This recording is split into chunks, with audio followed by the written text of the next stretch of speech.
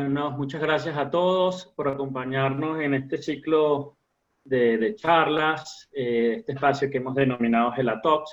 Hoy, pues, podemos decir que hoy le toca a Álvaro, que es nuestro speaker estrella, y va a hablar, pues, de Bolivia, donde, pues, conoce muy bien, y Álvaro ha tenido una trayectoria, en el sector muy grande. Para quienes no lo conocen, Álvaro fue secretario general de OLADE, y antes de eso fue ministro de Energía en Bolivia. Y ha sido de los socios fundadores de Gas Energy en el 2008 en Bolivia, y de ahí pues la consultora fue creciendo por toda la región. Álvaro es un abogado del gas natural, y se ha dedicado toda su vida pues a dar charlas, a hacer consultoría, y se puede decir que es toda una autoridad en el tema de gas a nivel regional. Sin más, pues le doy la bienvenida a Álvaro, por favor. La charla va a durar aproximadamente 30 minutos y después vamos a abrir un espacio pues para las preguntas. ¿Ok? Muchas gracias. Álvaro. Bueno, muy buenas tardes a todos. Gracias por estar presentes y primero me encantaría ser abogado y si fuera millonario, pero soy nomás ingeniero y con eso me quiero quedar. Bueno, Andrea, si me puede ayudar por favor con la presentación. He preparado para ustedes una pequeña presentación sobre lo que nos ha hecho el COVID en materia de oferta-demanda y también un poco cómo está la tarea exploratoria, cómo se ha rezagado. Les voy a mostrar un poquito cómo está la situación de algunas plantas que se han construido en Bolivia hacia adelante y después de eso voy a entrar a unas condiciones que algunos de los candidatos hemos podido pasárselas para ver en esta próxima elección, porque el sector de hidrocarburos de Bolivia necesita un muy fuerte golpe de timón. No sé si Andrea me puede ayudar con la presentación, por favor, no la puedo ver. Muy bien, ahora sí, gracias Andrea. Bueno, voy a empezar un poquito con la parte política boliviana. Muchos de ustedes saben que el año pasado, después de un tremendo fraude electoral en Bolivia, Evo Morales tuvo que salir del país, renunció y pues se tuvieron que convocar a nuevas elecciones en Bolivia y pues la pandemia ha hecho que en vez de que sean 6 meses, las elecciones las tengamos en primera vuelta este mes de octubre. ¿Ok? Como ustedes saben, el candidato del MAS, la primera encuesta que ha salido es una encuesta muy rápida, que es la primera. Van a salir 2 más que nos van a dar una idea del panorama de votos. Esto se ha hecho con 2,000 muestras y entonces nos da todavía que el candidato del partido de Evo Morales tiene una intención de voto del 26%. El señor Carlos Mesa alrededor de un 17%, la actual presidenta que decidió candidatear alrededor de 10-40, ha bajado muchísimo por unos problemas de corrupción en respiradores y de gestión propias de la propia gestión. El libertador boliviano que sacó a Evo Morales, el señor Camacho, lastimosamente en esta encuesta nos da cercano al 7%. Hay un candidato de los religiosos en Bolivia, 3%, y luego don Jorge Tuto Quiroga, 2.5%. ¿Okay? Muchos dicen que estas encuestas no son verdaderas, ya saben cómo es la política, pero es lo único que tengo para mostrarles. Yo lo único que tengo claro es que los 2 primeros, Luis Arce y Carlos Mesa, todo lo que he visto los lleva a los 2 que posiblemente tendrían que ir a una segunda vuelta para luego posicionarse en enero. Si hay una segunda vuelta, de todas maneras, la oposición boliviana en torno al MAS, ese 26% es un voto duro, el 70% que está disperso votaría por el segundo candidato. Entonces, todo indica que no va a haber una segunda vuelta, eso es lo que todos esperan, y que el segundo más votado, en este caso el señor Mesa, por ahora sería el que tenga que contender con el primer votado. Entonces, vamos a esperar qué dicen. Luego, también en Bolivia, ya hablando del COVID, la ciudad de Santa Cruz en particular, donde yo vivo, y varias otras ciudades han entrado en una semi-normalidad, incluso ya hay cines, ya están funcionando muchos restaurantes, la curva se ha aplanado bastante, hay contagiados, los muertos han reducido significativamente y bueno, creo que ojalá y no tengamos pues tercer rebrote, quinto rebrote, cosas que se vienen oyendo en otro lado. Pero la actividad económica en particular está muy normal, particularmente en Santa Cruz, donde yo vivo. Vamos adelante, por favor.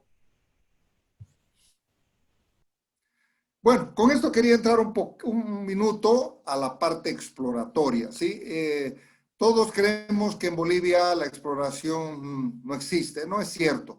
Algo de exploración ahí, toda esta exploración está, yo diría, muy cercana a la infraestructura existente, de manera que no se tengan que construir plantas ni gasoductos para poder sacar el producto al mercado. Y ahí están en el lado izquierdo los 4 proyectos exploratorios que están con actividad as we speak, como dicen los gringos, este 2020. Se han demorado varios de ellos, 3, 4 meses, ya deberían arrojarnos resultados. El que más esperanza tenemos es Cipotindi, por supuesto, que ha llegado a la formación Huahuampampa y van a hacer las pruebas en estos meses que vienen.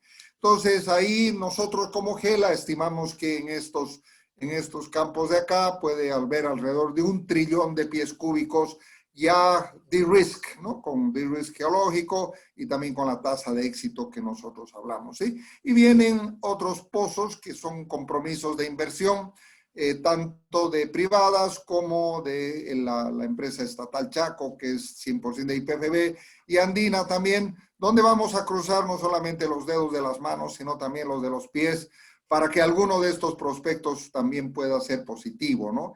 Sería muy ilógico que todo esto sea negativo. Ustedes entienden que los pozos en Bolivia o la formación Huamanpampa todos casi apuntan a la formación Huamanpampa y ustedes tienen que los pozos productores de esta zona pues arrojan caudales muy buenos de 1 millón de metros cúbicos día y hemos visto pozos que pueden producir hasta 2.5. O sea que 3 pozos, 4 pozos pueden ahorrar un caudal de 5, 7, 10 millones. La geología dirá, por ahora esta inversión está comprometida y pues vamos a tener que esperar estos meses que vienen y tal vez hasta finales del 2021, 2022 para ver cómo se van dando estos descubrimientos. Este gas hay que descubrirlo, no está descubierto, ¿ok? Y es diferente al gas de vaca muerta, por ejemplo, para los amigos bolivianos que nos escuchan, el gas de vaca muerta ya lo tienen testeado, piloteado, y lo único que tienen que hacer, lo que nosotros llamamos es el factory drilling, y ya tienen los costos de hacer ese proceso de perforación masiva de pozos. Entonces, el gas de vaca muerta, por ejemplo, está descubierto y su desarrollo es mucho más sencillo y no tienen que descubrirlo, ¿ok? Ese es el segundo. Vamos a la próxima lámina, por favor, Andrea, si me ayuda. Bueno, ustedes saben, y creo que es conocimiento de toda la industria petrolera, que el gas de Bolivia está en declinación. Llegó a su pico allí por el 2014, 2015, donde podíamos producir alrededor de 61, 62 millones de metros cúbicos día para cubrir la gran demanda que nos hacía Brasil, Argentina y también un creciente mercado interno. Sin embargo, esta demanda, esta producción ha ido cayendo y en especial la del 2019 es ya un efecto no solamente de la capacidad de producción boliviana, sino también de la menor demanda que viene en Brasil por la entrada de gas de presal, gas argentino que también entra de vaca muerta con la resolución 46 en el mercado argentino, ¿no? Y ahí les presento en el lado de la derecha lo que ha ocurrido con el impacto del COVID, ¿no? Cómo ha bajado notablemente la demanda de gas natural, especialmente los meses de abril, mayo, marzo también, y está tendiendo a una recuperación plena que deberíamos estar llegando hasta fin de año. Entonces, sí ha impactado en la producción, sí ha impactado en los precios y sí ha impactado en los ingresos que recibe Bolivia. Vamos adelante, por favor. Bueno, en este cuadro acá les muestro la preocupante situación boliviana respecto a la cantidad de diésel y gasolina que produce. Ustedes saben que hace 3, 4 años el gobierno anterior de don Evo Morales, o 4 años, decidió gastar alrededor de 400 millones de dólares en modernizar 2 refinerías, pero no había ni hay la suficiente cantidad de crudo y la suficiente cantidad de condensado. Entonces, la situación es preocupante. Cada día se importa cada día más gasolina y más diésel, y es complejo meter, y es costoso meter la gasolina hasta las ciudades bolivianas por su ubicación, por no estar al lado del puerto. Entonces, y esto sin duda que le erosiona los dólares que el país pues necesita en su balance energético, que lo vamos a mostrar en unos minutos, ¿no? Esta situación hace que estas refinerías, yo estimo que en 1 año y medio más, 2, porque no vemos, no se ve exploración para líquidos. Toda la exploración que les he mostrado es para gas natural, y por supuesto se tendría el gas condensado, que tampoco va a surgir de la noche a la mañana. Hay que hacer pruebas de producción, hacer líneas de recolección y demás que todavía van a tomar tiempo. Entonces, el país definitivamente tiene un problema agudo con la situación de importación de gasolina y diésel, que entra por Perú, entra por Brasil, entra por Argentina, entra por Chile, entra por todo lado. En breve nos va a entrar hasta por Guyana. Bueno, la próxima, por favor.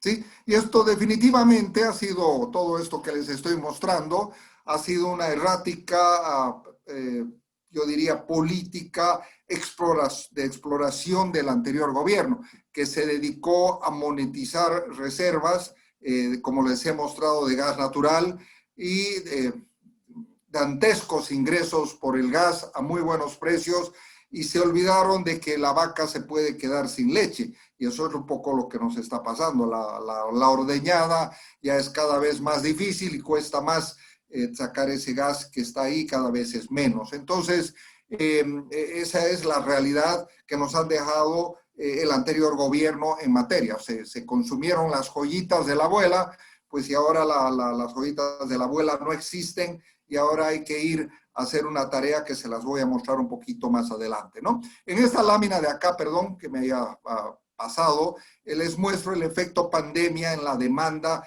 de combustibles, ¿no? De gasolina en la derecha, del 2019, ahí el consumo de millones de dólares de importación ha sido básicamente mínimo. Ha habido los meses de marzo, abril y mayo un fuerte encerramiento en Bolivia, donde nos han paralizado básicamente el país, y por lo tanto tenemos la importación de diésel y las importaciones de diésel, las importaciones de gasolina se han caído notablemente, y la poca producción que hay pues ha podido cubrir sin ningún problema esta situación. Y ahora que la demanda ha incrementado rápidamente porque se ha soltado el país, bueno, estamos con una escasez de diésel, principalmente en el área de Santa Cruz, pero ese es un problema de negligencia administrativa en la logística por parte de la estatal YPFB. Vamos adelante, por favor. Bueno, ustedes saben, y creo que no voy a entrar en detalle, que a inicios de este gobierno, al mes de marzo, se ha firmado un contrato entre YPFB y Petrobras, yo diría sin ninguna injerencia política de este lado brasilero. No ha habido participación del ministerio. Petrobras ha hecho uso del contrato anterior, de lo que tenía establecido en los contratos de transporte, y se ha firmado por un contrato de corto plazo, yo diría, versus el que teníamos anterior de 20 años, que va de 4 a 6 años, dependiendo de cuánto volumen se use, con un take or pay de 14 y un delivery or pay de 20, ¿no?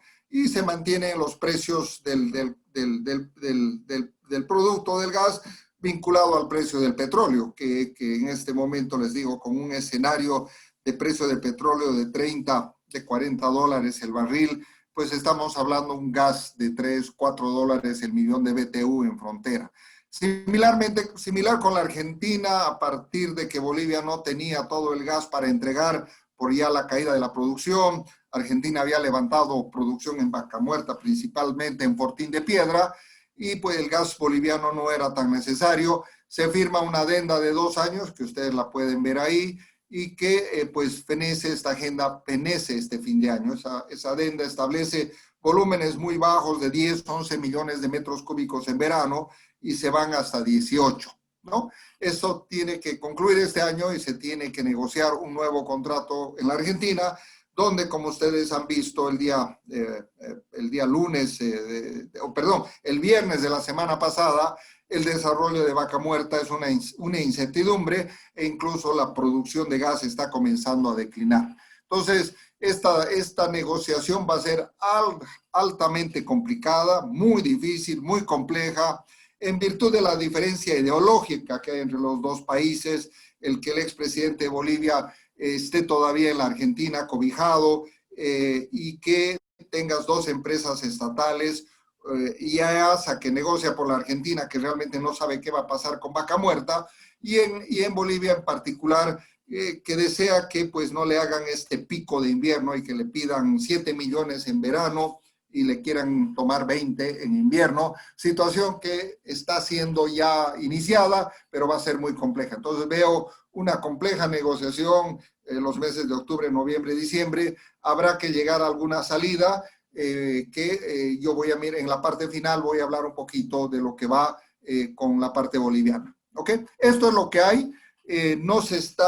Hay varias intenciones de compra de gas por empresas de Brasil, varias, no hay una, hay varias, hay muchas, pero hasta que no se acabe la negociación con Argentina, es realmente, yo diría, imprudente que se pueda pasar a negociar un contrato de 3 a 5 años con una termoeléctrica, una distribuidora, usuarios independientes, algo en la prensa ha estado saliendo, entonces hay que esperar estos 3 o 4 meses para ver cuánto gas realmente haya para negociar. Este gas que les hablo son reservas probadas, desarrolladas, que se pueden vender inmediatamente. No les estoy hablando de lo que podría venir con la exploración que les he mostrado, que podría venir de aquí a 1 año, 2 años o 3 años, dependiendo cuándo se vaya descubriendo. Vamos adelante, por favor.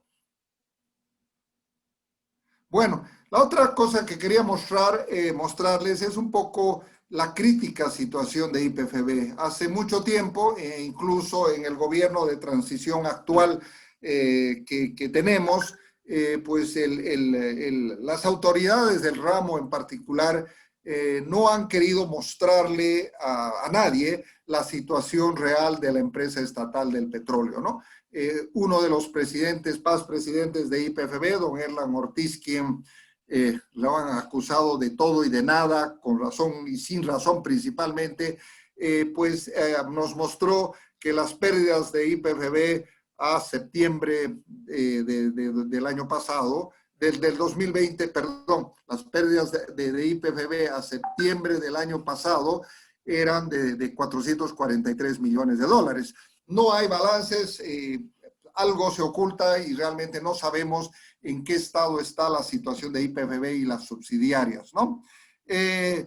Como ustedes saben, la producción está declinando, los precios son menores, YPFB recibe fuertes ingresos, hay una declinante producción, menores precios, hay supernumerarios. Yo diría que YPFB debe tener alrededor de 7,000 empleados y podría operar con 3,000. Entonces es una fuente de empleo, botín político un poco como lo que ocurre en Venezuela, lo que ocurre en Ecuador. No es novedad que estas empresas sirvan para dar empleo a los allegados del anterior gobierno y también del actual de transición.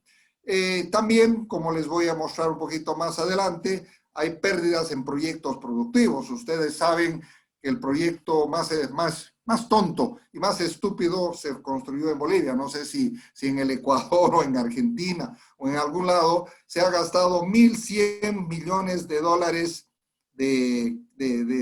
en una planta de urea ubicado en el medio de Bolivia, en una zona altamente conflictiva, donde ha costado mucho construir la planta, mucho trabajo cuesta sacarla de ahí, cuesta mucho dar servicios operativos y la zona es conflictiva altamente, es la zona cocalera de Bolivia Y entonces esta planta, como les voy a mostrar un poquito más adelante, ha trabajado al 30% de su capacidad y por el momento, por casi ya un año, octubre del año pasado, está totalmente parada. Es el monumento a la estupidez y al tener mucha plata disponible y dejar que la empresa sea manejada políticamente, ¿no? Luego también tenemos la planta Gran Chaco, que también funciona a muy baja capacidad. Hay 1 millón de usuarios de gas natural en Bolivia, los cuales se les cobra alrededor de entre 8 y 14 bolivianos por mes, ¿sí? Eso no cubre ni el costo de la factura que te traen ni del lecturador que viene a leerte el medidor. Entonces, realmente es impresionante el costo que tiene YPFB con todas estas plantas, ¿no? Hay una planta de mini GNL también, que se las voy a mencionar, que funciona al 15% y tiene que llevar este mini GNL subsidiado a todo el resto del país. YPFB también es parte responsable de la importación de combustibles que les estoy mostrando y también trabaja ahí con la subvención a lo que es el proyecto del etanol que se está queriendo dar con un impulso para generar mano de obra y que en vez de que importemos gasolina se produzca bioetanol en Bolivia, ¿no? Entonces, como resultado, vamos a indicar que los números de YPFB no son nada halagadores, ni van a ser nada halagadores, ni van a mejorar. Entonces, la situación de YPFB, les estoy dando las razones, lastimosamente, por más que buscamos los números, no están disponibles. Vamos adelante, por favor.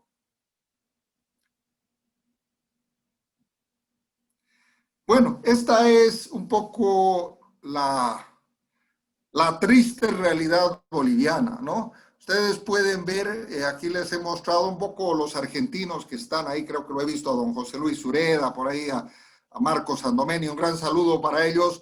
Les quiero mostrar que la Argentina el año, no me acuerdo, 2014 creo que fue, tenía un déficit energético de 25.000 millones de dólares, ¿no? Esto quiere decir que tenía que importar mucho gas, tenía que importar naftas, tenía que importar electricidad y realmente pues te jala los dólares fuera del país. A Bolivia le ocurría el proceso inverso, o sea, el país estaba lleno de dólares y ustedes pueden ver que la diferencia entre importación y exportación, básicamente de exportación de gas e importación de combustibles, era de 4.000 a 5.000 millones de dólares, ¿sí? Esto ha ido cayendo y yo les puedo asegurar que si no hacemos cosas muy rápido en Bolivia y tomamos acciones muy rápidas, el 2025 vamos a tener un déficit energético, es decir, que nuestras importaciones de petróleo, de diésel y gasolina van a ser más altas que las exportaciones de gas, considerando las curvas de producción que manejamos, los mercados y los precios, ¿no? Y yo les puedo asegurar que el 2027 básicamente ambas refinerías que tenemos van a estar cerradas y se va a seguir importando gasolina y diésel, a no ser que hagamos un proceso de apertura de algún ducto para traer petróleo y meter a estas refinerías que muchas veces resulta peor porque el margen de refinación de Bolivia es mucho más alto que el margen de refinación afuera. Entonces, la situación es compleja. Y yo les puedo volver a decir, si no se hace nada en Bolivia y no se descubre lo que les he mostrado y además no hacemos algún tipo de reforma, como les voy a mostrar, el 2030, 2031 en esa área, pues vamos a tener que ir a comenzar a buscar gas para importar, probablemente del presal, probablemente de vaca muerta o probablemente GNL del imperio, ¿no? O sea, eso es cuando la exploración no tiene la prioridad y el déficit energético realmente se vuelve en un boomerang para la solidez de la economía boliviana que don Evo Morales la llevó en bonanza porque recibió casi 20 trillones de pies cúbicos, los monetizó, recibió grandes precios y ahora la situación es completamente diferente. Vamos a la próxima, por favor. Un poquito, aquí está, ya a la Lisset le pedí por favor que no pusiera esta lámina, pero bueno, esta es la situación de la planta de urea. Esta planta de urea, para que ustedes tengan claro, el 2017 y el 2018 y el 2019, pierde en promedio 30 millones de dólares, así aproximadamente. Y le dan un precio de gas subsidiado de 96 dólares el millón de BTU. Entonces, si ustedes a esta planta le meten el precio de exportación de gas que podríamos remonetizar vendiéndola a la Argentina, a Brasil, a no sé, pues 4, 5, 6, en ese entonces, pues las pérdidas son mucho mayores. Entonces, es el verdadero elefante blanco que Latinoamérica nunca quiso, pero aquí lo tenemos y tenemos una hermosa planta en el medio de la nada que nadie sabe qué hacer, incluso el gobierno de transición le queman las papas y no saben qué hacer. Por último, para gastar un poco más de plata, han decidido hacer un estudio de mercado después de que la planta tiene 4 años de funcionamiento, ¿no? Es una pena, esto es lo que ocurre cuando el Estado es empresario y la empresa estatal es manejada políticamente, ¿no? Entonces, bueno, este es uno. Vamos a la próxima, por favor. En la otra también les muestro, no, la anterior, por favor, que ya les había hablado. Sí, la anterior, por favor. Ahí una planta de urea que había funcionado al 39% de capacidad, una planta de extracción de GLP en Yacuiba, pero el gas se está acabando. Entonces la planta funciona a la mitad de la capacidad de un módulo. Entonces, y miren las inversiones que se han hecho totales en esta planta con muchas de estas cosas, ¿no? Y luego también una planta de mini GNL que trabaja al 15% de capacidad y que lleva gas pues a ciertas poblaciones en Bolivia donde tiene que llevar 1.000, 2.000 kilómetros, 1.000 kilómetros, 800 kilómetros, y pues tiene un costo enorme, ¿no? Y lo tiene que asumir YPFB. Entonces, son inversiones que se hicieron al calor de recibir ingentes cantidades de dinero y que ahora no sabemos qué hacer con ellas, y creo que el próximo gobierno va a tener que tomar alguna decisión. ¿Qué hacemos con estas plantas? Vamos adelante, por favor. Nada más la otra tema que ya a mí se me ha ocurrido, y pues lo he visto en algún trabajo alguna vez que hicimos allá por la zona de Asia, este país, Ucrania, por ejemplo, recibe muy buenos ingresos como país tránsito. A mí, si Bolivia no descubre gas, porque tiene que encontrarlo, básicamente va a necesitar importar gas, y básicamente podríamos hacer el mercado de Brasil, que vamos a hablar otro día, que ya ustedes lo han escuchado bastante, creo muchos de ustedes. Está en una reforma para bajar los precios, pero también para aumentar el volumen. Entonces, ciertamente el gas argentino podría fluir pues desde Vaca Muerta. Habría que hacer algunas inversiones, pero Bolivia puede trabajar en cobrar un peaje de manera que pues incluso los volúmenes actuales, que ya son menores, tengan una tarifa más baja, pero con un volumen mucho más alto. Entonces, yo le diría a Bolivia, país de tránsito, en caso la exploración que sea casi toda negativa, y lo que viene también sea negativo, y que cualquier reforma que se haga también sea negativa, ¿no? Pero hay que buscarle salidas. Esta es una de ellas. Tenemos unos ductos que llevan 30 millones hasta el área de Santa Cruz, y 31, 32 millones hasta el área, hasta la frontera con Brasil. Vamos adelante, por favor. Bueno, esto es la charla de hoy. Antero, te he cumplido los 30 minutos que me has pedido. Soy muy estricto con los tiempos que tú me das. ¿Qué podemos hacer? ¿Y qué deben hacer el nuevo gobierno que entre? Sea de izquierda, de derecha, de centro izquierda, de lo que ustedes quieran. Primero, lo que tenemos una ley de 767 que trabaja a los incentivos, a los precios del petróleo y del condensado. Entonces, esta ley no ha funcionado porque el gobierno del MAS le puso una reglamentación que era más complejo que la Torre de Babel. Entonces, esta reglamentación hay que adecuarla, hay que hacerla sencilla, y hay que invitar a que Bolivia venga a invertir pequeñas empresas, medianas empresas, incluso las que están operando en Bolivia, que puedan sacar y extraer, sobre todo en campos maduros, sacar unos 5.000, no sé, 9.000 barriles adicionales de petróleo para reducir ese déficit fiscal. Es algo que se puede hacer muy rápido. Yo pensé que el gobierno de transición que está en marcha ahora, y que bueno, ya está en su última etapa, lo iba a hacer, pero bueno, mi ministro está de bombero, o sea que no tiene tiempo para el sector hidrocarburos, ¿no? Luego hay que agilizar esta exploración en marcha, hay que hacer que no ponerle frenos y que siga dando y que siga adelando y cuando se finalice el contrato con Brasil, con Argentina, perdón, que les he contado, hay que ir a buscar los excedentes en Brasil porque el mercado argentino es totalmente regulado y totalmente trabado. En cambio, el mercado argentino hay un mercado interesante, hay varios compradores que están queriendo comprar gas boliviano.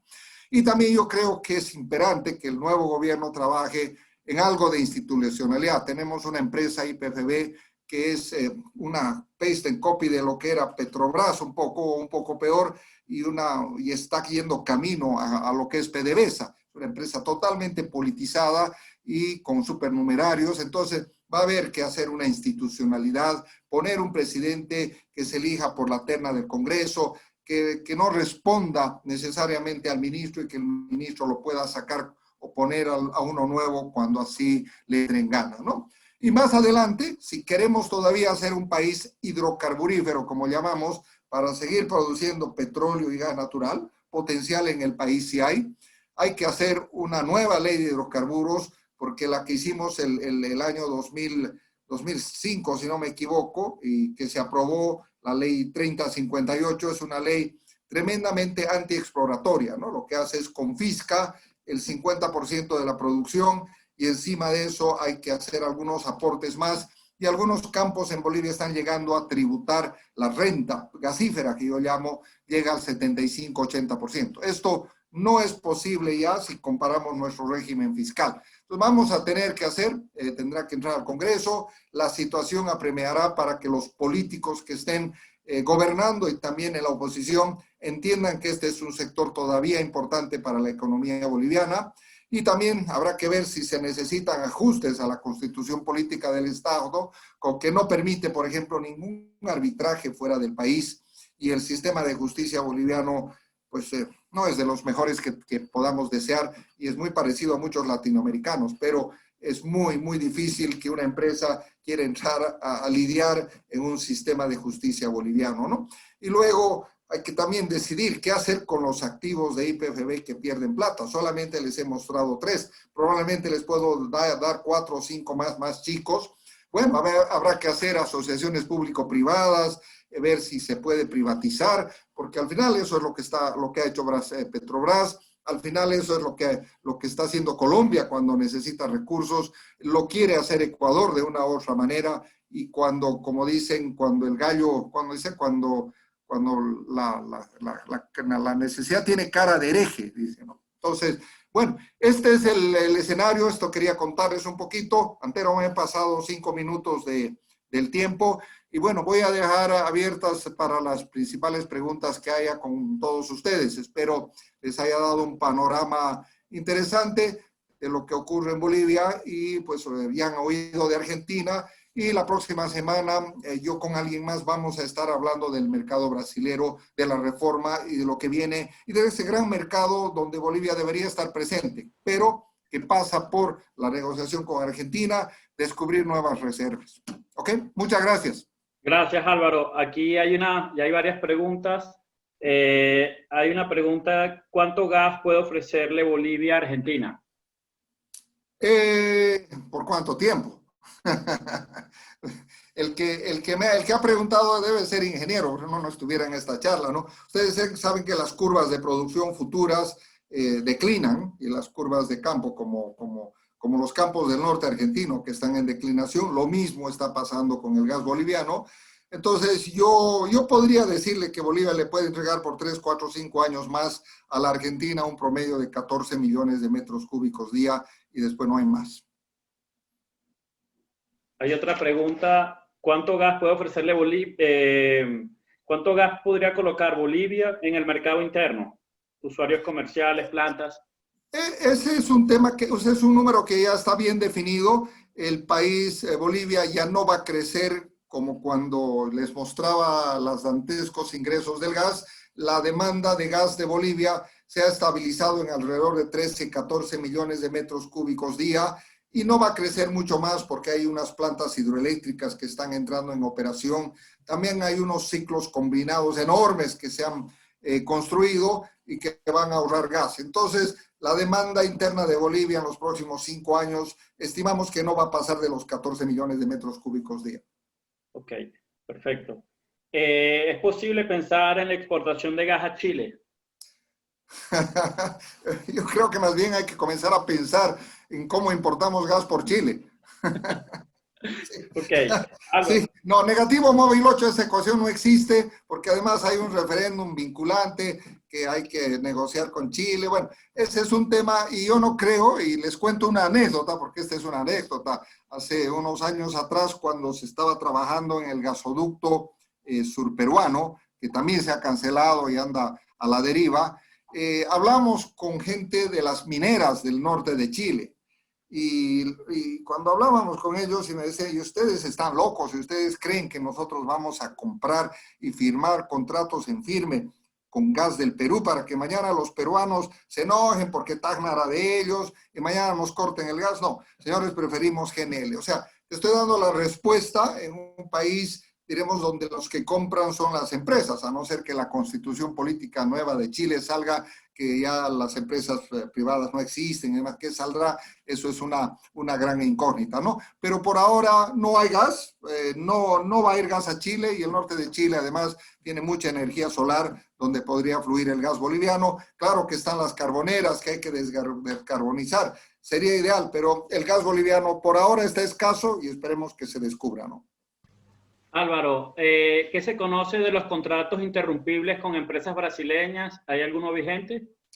Hay varios, hay uno que está vigente para una termoeléctrica, hay otro que está a punto de firmarse, son contratos chicos, no son grandes de 1 a 1,5 millón, no puedo hablar mucho quiénes son, pero sí hay varios más que están pidiendo ofertado, porque dependiendo de lo que se negocie con Brasil e incluso para la demanda de Petrobras de 14 a 20, hay mucho gas flexible que puede entrar y también el TBG, el lado brasilero del gasoducto boliviano, también permite esa flexibilidad de tener, diremos, pues contratos en firme de más corto plazo y también gas interrumpible.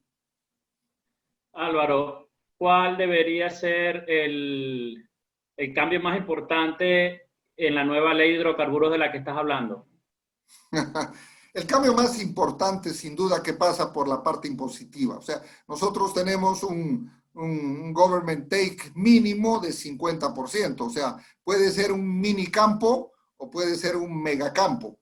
Puede ser el precio del petróleo o del gas puede estar en $1 el millón de BTU o en $100 el millón de BTU. Igual se debe pagar 50%. Entonces, esa es una aberración. Ningún país tiene un tema del 50-50 y porque tú tienes que valorar ahí el área geológica. Por ejemplo, el norte de Bolivia es pro líquidos, entonces podríamos descubrir mucho petróleo en el norte de Bolivia. Hay varias zonas interesantes, pero con un 50% no va a ir nadie, ¿sí? Ni los jeques iraníes que les gusta tanto Bolivia, ni los rusos que ya se han ido de Bolivia van a ir porque van a perder plata como en la guerra. Y nadie entra a este negocio para perder plata. Entonces, el principal problema es la renta gasífera, la renta petrolera boliviana. Está muy mal diseñada y se hizo en un momento cuando se descubrió mucho gas y que ustedes saben cómo son los políticos, ¿no? Vamos al 50-50 y con eso, pues, la ley Ormando Bacadíes comenzó a destruir lo que es, yo diría, el motor de la exploración boliviana, porque ese 50-50 con precios altos tal vez pueda funcionar, pero con precios bajos y con mercados en dificultad no va a funcionar. Entonces nos hemos dedicado a milcar la vaca, como dicen, a muy buenos precios. Bueno, y ahora la vaquita está con poca leche. Álvaro, el peso boliviano, ¿tú ves una devaluación cercana? No, en eso te voy a decir que todavía tenemos algo de respiro. A mí me gustaría mucho ver que el tipo de cambio boliviano fluctúe. Está estable y sólido en casi 7 bolivianos por dólar desde hace varios años, no recuerdo, 6, 7 años. No sé si alguien puede escribir cuánto tiempo es, pero está muy estable, 10 años. Entonces, el temor de tocar esto es que la gente le entre pánico, ¿sí?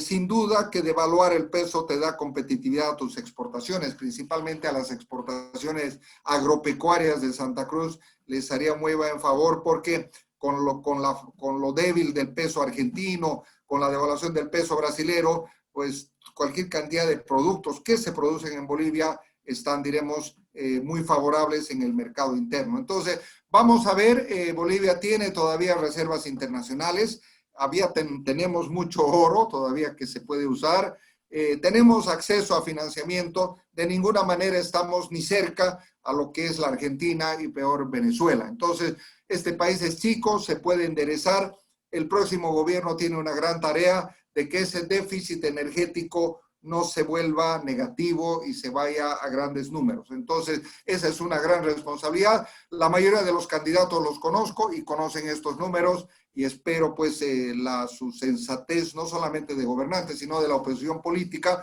para hacer una reforma profunda que la necesitamos y sobre todo esto hay que hablarle al país y creo que ya gran parte del país conoce que lo que nos había vendido el anterior gobierno era pues cuentos de hadas. El sector de hidrocarburos nos los han entregado o lo han entregado al país básicamente destrozado. Esto es lo que hay, Antero. Álvaro, ya se nos acabó el tiempo. Queremos darte un minuto más para que, si quieres dar algún comentario final de manera de conclusión, Álvaro. No, nada más indicarles que el sector está sufrido en Bolivia, el sector hidrocarburos está muy sufrido, hay un golpe a las empresas de servicios. Yo veo varios amigos argentinos de todo lado que me dicen qué negocios hay en Bolivia. Le digo, váyanse a Guyana o váyanse ¿qué se llama? Al Presal de Brasil o váyanse a, ¿qué se llama? Ese otro país, la otra isla que está ahí al lado de ustedes, Antero, que también tiene muy buen potencial de petróleo. Mientras no hagamos una reforma severa a nuestra legislación impositiva, sobre todo, y demos un poco más de seguridad jurídica y los mercados de gas no se compliquen más, la situación en Bolivia está muy compleja. Entonces, ojalá nuestros futuros políticos, no voy a hablar del gobierno, sino los futuros políticos se pongan de acuerdo de que necesitamos una reforma seria en el sector hidrocarburos, de manera de no quedarnos de importadores de diésel, de gasolina y muy probablemente de gas natural. Bueno, interesante charla, Álvaro, yo la disfruté mucho. Y bueno, a los que nos siguen y siguen estando pendientes de nuestros conversatorios, el próximo miércoles estaremos hablando de Colombia con el doctor Enrique Laya y el viernes vamos a hablar de México con Emilio Granja. Por favor, anótense. Colombia viene con unas noticias interesantes, está en una encrucijada energética interesante de la cual nos va a hablar pues, Enrique Laya y el viernes también hablaremos de México. Muchísimas gracias a todos. Gracias por conectarse. Feliz noche a todos.